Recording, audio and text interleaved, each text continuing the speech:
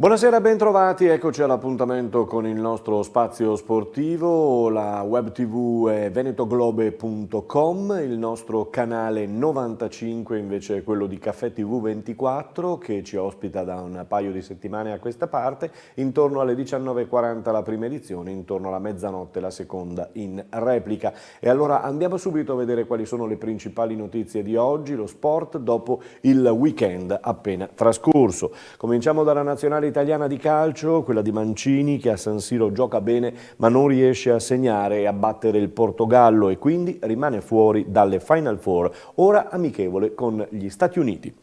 La Serie A riprenderà regolarmente nel weekend prossimo dopo la nazionale, così pure farà la Serie B che vede un anticipo, quello tra Verona e Palermo, di sicuro interesse il 23 novembre. In Serie C, nel girone B, la partita che era spiccata ieri era Triestina-Vicenza, terminata 1-1. Il Pordenone è andato a vincere a Monza per 2-0 e resta al secondo posto in classifica dietro la Fermana.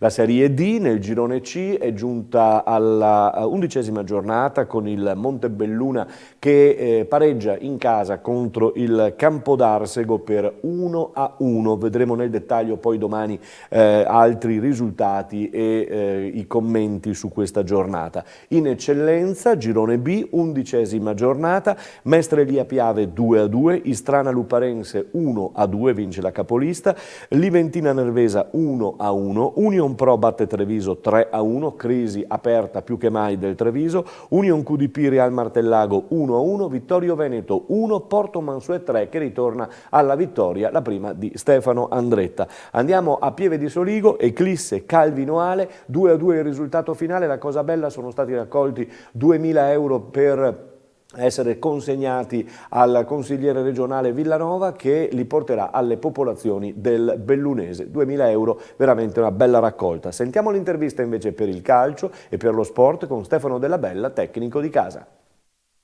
Siamo con Stefano Della Bella al termine di questa gara 2-2, dobbiamo dire che un primo tempo bellissimo, stellare, 20 minuti in cui avete stretto lì, poi avete sofferto, come mai? Come mai? Perché c'è anche l'avversario, perché è un buon avversario e peccato perché siamo riusciti a sbloccarla subito e dopo però loro sono venuti un po' fuori e abbiamo peccato sul primo gol secondo me perché non possiamo prendere un gol del genere su un calcio piazzato e dopo pian pianino però siamo riusciti a tornare in partita, sì. Siamo riusciti anche a far gol, dunque l'avevamo tornato a portare a nostro favore. Secondo tempo, finché siamo rimasti in 11, secondo me, loro erano partiti forti, è vero, però siamo riusciti a contenerli abbastanza bene. Ricordiamo che è una buona squadra, che ha sempre cercato di giocare e dunque sì, ci metteva in difficoltà, però finché eravamo 11 contro 11, tiri in porta non hanno fatto. Anche dopo, secondo me, anche là un po' affrettata l'espulsione, secondo me il secondo giallo, ha calciato la palla, ma la palla aveva appena fischiato, non è che l'ha buttata apposta fuori. E dopo là c'è stata un'altra partita, siamo riusciti secondo me a contenerli abbastanza bene, dopo l'episodio del rigore sta a voi stasera a vedere replay o cosa. Secondo me no, però sicuramente andremo a rivederlo, avete la possibilità voi di farcelo rivedere, secondo me ha preso un abbaglio l'arbitro perché era coperto, non ha visto, forse non si è neanche fatto aiutare dall'assistente. E riposate adesso? Riposiamo, sì, speriamo di recuperare anche qualche infortunato, purtroppo D'Amuzzo si è fatto male la scorsa volta, Francesco è fuori già da 2 o 3 partite. Adesso ci serve sta qua, peccato che non abbiamo fatto i 3 punti. Abbiamo cercato di far luce su quel rigore, queste sono le nostre immagini che potrete vedere poi nella telecronaca della gara su venetoglobe.com. Lasciamo il calcio, ci ritorneremo domani con gli altri campionati, passiamo al basket, la TVB ha vinto in casa 90-68 contro Iesi, eccellente la partita, Achille Lombardi super, vittoria che arriva e con essa arriva anche il secondo posto in classifica. Sentiamo ai microfoni di Valentina Dalmas, Amedeo Tessitori. Aspetta.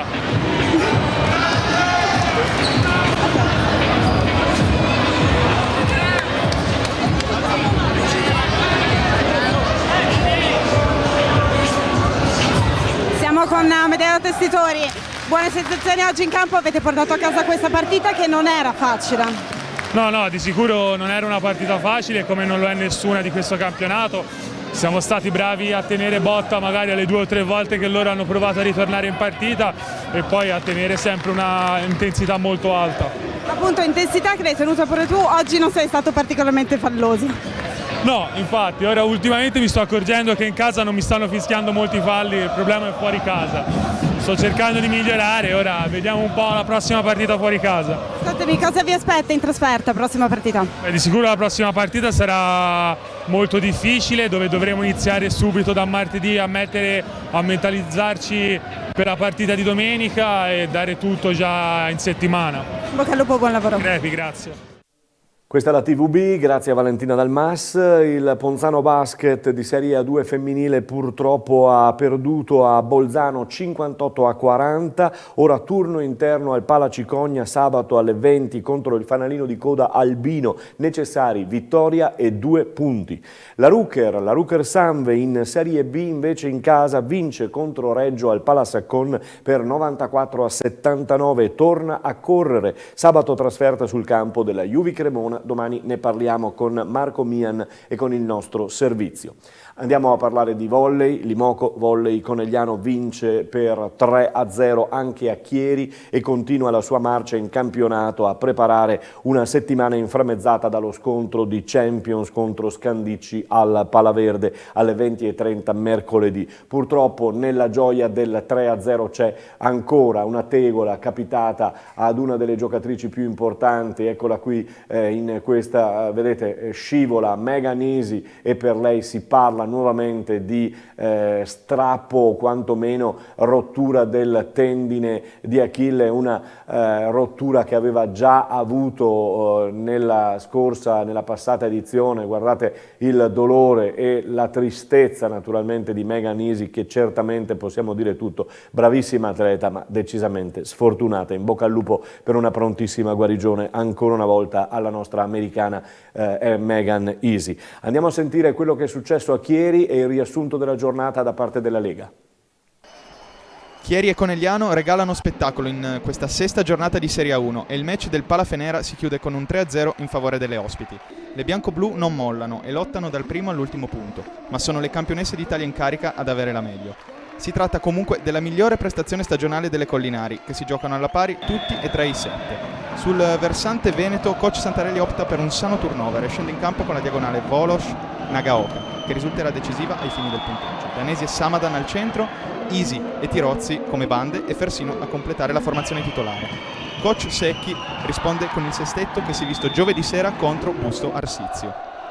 La partenza delle piemontesi è buona e Dell'Elis e compagni riescono a portarsi sul 5-3 prima di subire la rimonta di Conegliano, che si porta sul 6-10. Si gioca in totale equilibrio e Chieri riesce ad annullare 2 set point, arrivando sul 24 pari. Ci pensa però Valentina Tirozzi a chiudere il primo set sul 24-26, prima con un attacco e poi con un ace. Nel secondo parte nuovamente bene Chieri, che dopo un 3-0 iniziale a proprio favore gioca punto a punto con Volos e compagne fino ad arrivare per la seconda volta ai vantaggi, annullando il primo e unico set point delle padrone di casa. Si chiuderà però nuovamente con un 24-26 in favore delle ospiti, sempre grazie a un attacco di Tirozzi. Nota dolente per la formazione ospite, Megan Easy a metà set è costretta ad abbandonare il Taraflex in lacrime. Non cambia il copione nel terzo, con Chieri che riesce a creare un buon margine di vantaggio sulle Pantere, prima con uno dei punti più belli del match, quello del 12-9, targato Elena Perinelli, e poi allungando di altri 4 punti e portandosi sul 16-12. L'equilibrio però torna sovrano sul 16 pari dopo 4 punti consecutivi di Conegliano. Le Venete chiudono il set e il match sul 23-25 ancora una volta con la classe 86 Tirozzi. Chieri esce ancora con 0 punti ma testa alta, con maggiore consapevolezza nei propri mezzi. Domenica prossima sarà attesa da una difficile trasferta sul campo di Pomi Casalmaggiore. Conegliano, pur non brillando, ottiene altri 3 punti continuando a non concedere neanche un set alle avversarie. Mercoledì, per le Venete, ci sarà il primo appuntamento della stagione in Champions League e sarà un derby tutto italiano contro Savino del Bene Scandicci. 3-0 quindi su Chieri, ma questa tegola appunto di Meganisi, aspettiamo naturalmente di sapere qual è l'entità dell'infortunio. Dal volley alla Benetton Rugby che è in Sudafrica, scalo a Doha e arrivo appunto per quanto riguarda il Benetton, partito con 25 giocatori aggregati, anche 2 permit players, ovvero Lamaro e Cannone. La nazionale italiana intanto di rugby ha giocato a Padova, poco pubblico a Padova, ci si lamenta un pochino. C'è stata la meta di Tebaldi che è stata annullata purtroppo, aveva iniziato bene l'Italia, poi travolta dall'Australia per 26-7. Parliamo di Corri in Rosa, è stato l'avvenimento di questo weekend nel Trevigiano, le nostre truppe, le nostre telecamere erano presenti e allora andiamo a sentire i contributi. No, è un appuntamento al quale cerco di non mancare, grandi organizzatrici, le donne, le ragazze presenti, perché poi l'organizzazione parte da questa affluenza che è unica. Bravi gli organizzatori, siamo i numeri 1 e ci fanno fare bella figura. Un grande intervento di solidarietà e un grande anche intervento culturale rispetto a quello che è la lotta contro il tumore al seno e questa patologia che comunque il Veneto vuol curare e cura bene oggi a livello nazionale. È un'emozione grande perché sta crescendo di anno in anno e l'obiettivo che ci siamo dati inizialmente è quello di acquistare un mammorfo, si è completato come strumento e anche come pagamento a breve, quindi siamo felici di questa operazione. È importante questa corsa in rosa per 2 motivi. Primo, perché unisce le persone per risolvere un problema. Secondo, fa cultura nel territorio.